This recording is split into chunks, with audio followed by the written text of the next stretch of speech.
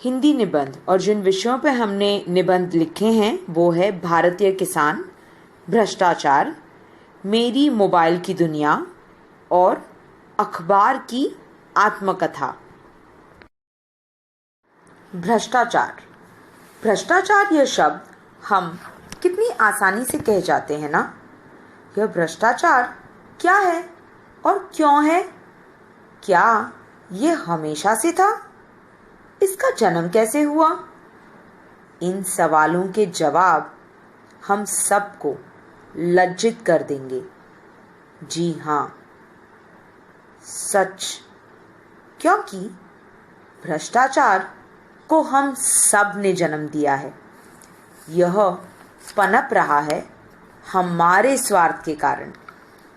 हम सबको हमेशा इतनी जल्दी होती है कि हमारा काम करवाने के लिए किसी को भी रिश्वत देना या किसी की सिफारिश लेना हम बिल्कुल भी गलत नहीं मानते। भ्रष्टाचार का जाल हमारे चारों ओर फैला है। सरकारी कार्यालय, स्कूल, कॉलेज, अस्पताल, खेल, आयकर विभाग, यह सभी इसकी चपेट में हैं। Ration card, driving licence, admission, आरक्षण, नौकरी या फिर होटल में टेबल भ्रष्टाचार के बल पर तुरंत मिल जाता है। भ्रष्टाचार का जाल फैलाने वाले खुलेआम अपनी चमक धमक को प्रदर्शित कर रहे हैं और दुख की बात यह है कि हमारी युवा पीढ़ी इन्हीं लोगों को अपना आदर्श मान रही है। हम में एकता और संयम न होने के कारण इन भ्रष्टाचारियों को शय मिल रही है। तेजी से बढ़ते भ्रष्टाचार को रोकने के लिए हमें ही कुछ करना होगा। जरा सोचिए, जब देने वाले हाथ रुक जाएंगे तब लेने वाले तो हाथ मलते रह जाएंगे ना। और तभी बनेगा भ्रष्टाचार मुक्त भारत। धन्यवाद। मेरी मोबाइल की दुनिया। मेरी मोबाइल की दुनिया कहना उचित होगा या फिर मोबाइल ही मेरी दुनिया? आँख खुलते जिसके दर्शन हो और आंखें मूंदने तक जो हमारे साथ हो, वह तो हमारी पूरी दुनिया ही हुआ ना। सही भी तो है। सुबह का अलार्म मोबाइल पर, देश विदेश की सुर्खियां मोबाइल पर, दिनचर्या की सूची मोबाइल पर, नाश्ते की रेसिपीज मोबाइल पर, ओला, उबर, फ्लाइट की बुकिंग भी मोबाइल पर, बिलों का भुगतान, दुनिया भर से बातें, पतले मोटे, सुडौल, गोरे, चुस्त, सशक्त रहने के नुस्खे मोबाइल पर, और तो और मोबाइल से छुटकारा पाने की तरकीबें भी मोबाइल पर। 150 ग्राम का बम हमारी पूरी दुनिया पर राज कर रहा है। इसके बिना भी कभी कोई जिंदगी हुआ करती थी, यह तो हम भूल ही गए हैं। भगवान के चरणों के अलावा अब यह शीश सदा मोबाइल के आगे ही झुका मिलता है। जब तक हाथ में यह महाशय हैं, तब तक हमें किसी के साथ की जरूरत नहीं। हम कहीं भी घंटों अकेले बैठे वक्त गुजार सकते हैं। बस इसकी बैटरी फुल होनी चाहिए। यह साथ हो तो सोचने की, कुछ याद रखने की जरूरत ही नहीं पड़ती।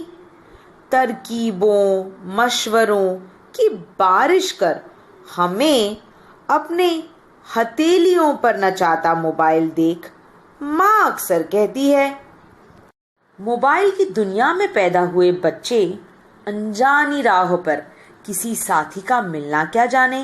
अखबार के पन्ने पलटते ली गई चाय की चुस्कियों का मजा क्या जाने। कचौड़ियों के रेसिपी के बहाने घंटों माँ से बात करने का सुख क्या जाने। खाने की मेज पर सबके झुके सिर नहीं, सबके मुस्कुराते चेहरे देख पाना, क्या जाने दोस्तों के साथ बिताए पलों को झट से सोशल मीडिया पर नहीं पर हमेशा के लिए अपने दिलों में पोस्ट करना, क्या जाने।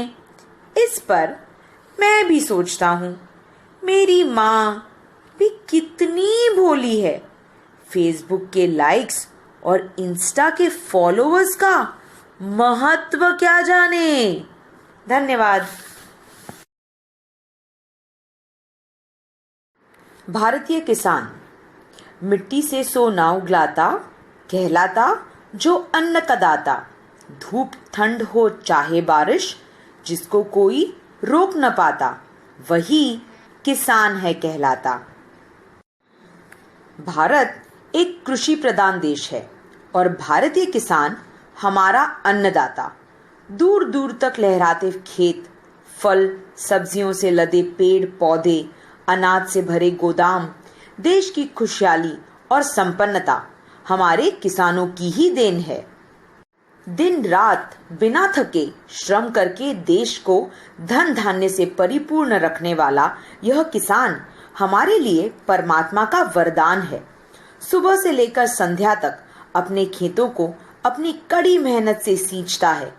कड़ी धूप हो, भयंकर ठंड या अंधाधुंध बरसात हो, किसान सभी का सामना कर अपने खेतों को संभालता है। हमारे देश का पालनहार हमारा किसान साहस और सहनशीलता का प्रतीक है। किसी भी प्रसंग का सामना कर बिना थके परिश्रम करने का विशेष गुण किसान ही सिखाता है। अधिकतर किसान ज्यादा शिक्षित नहीं होते, परंतु निस्वार्थ भाव और मेहनत का महत्व उनसे बेहतर हमें कोई नहीं समझा सकता। किसान हमारा गौरव है। हमारे किसानों को और अधिक शक्तिशाली बनाने के लिए हमारी सरकार उन्हें उत्तम सहायता प्रदान करती है। श्रेष्ठ बीज, खाद और मशीनों से लैस हमारा भारतीय किसान नई नई तरकीबों से प्रशंसा योग्य खेती कर हमारे देश का नाम उज्जवल बना रहा है। भारत माता के इन पुत्रों को समस्त भारतीयों का आभार। धन्यवाद। अखबार की आत्मकथा। सुप्रभात, आज का दिन कितना सुहाना है ना। इस सुबह को और अच्छा बनाने के लिए मुझसे अच्छा दोस्त आपको कहाँ मिलेगा। अरे, अचंभे से क्यों देख रहे हो? जी हाँ, मैं आपके हाथों ने थामा हुआ अखबार ही बोल रहा हूँ। कब से स्टॉल पर राह देख रहा था कि कोई तो मुझे लेकर पढ़ ले। वैसे तो स्टॉल पर भाई बहनों के साथ बड़ा मजा आ रहा था, पर मुझे मेरा काम भी तो करना है ना। लो, आ गई तुम्हारी बस। अब जब तुम्हें बैठने की जगह मिल गई है, तो क्या तुम आज की खबरें नहीं पढ़ना चाहोगे? लो, आ गई तुम्हारी बस। अब जब तुम्हें बैठने की जगह मिल गई है, तो क्या तुम आज की खबरें नहीं पढ़ना चाहोगे? अरे, ये क्या, तुम भी सभी हम उम्र बच्चों की तरह केवल खेलकूद की खबरों में ही रुचि रखते हो क्या? खेलकूद की जानकारी के अलावा मेरे पन्नों पर बहुत सी काम की खबरें और बातें छपी हैं। तुम जैसे नौजवान इन्हें पढ़ेंगे तो इतनी मुश्किल सहकर छपने का सार्थक हो जाएगा। सुबह 4 बजे हम सब गट्ठों में इस स्टॉल पर लाए गए। फिर स्टॉल मालिक ने हमें सलीके से स्टैंड पर रचा कर रखा।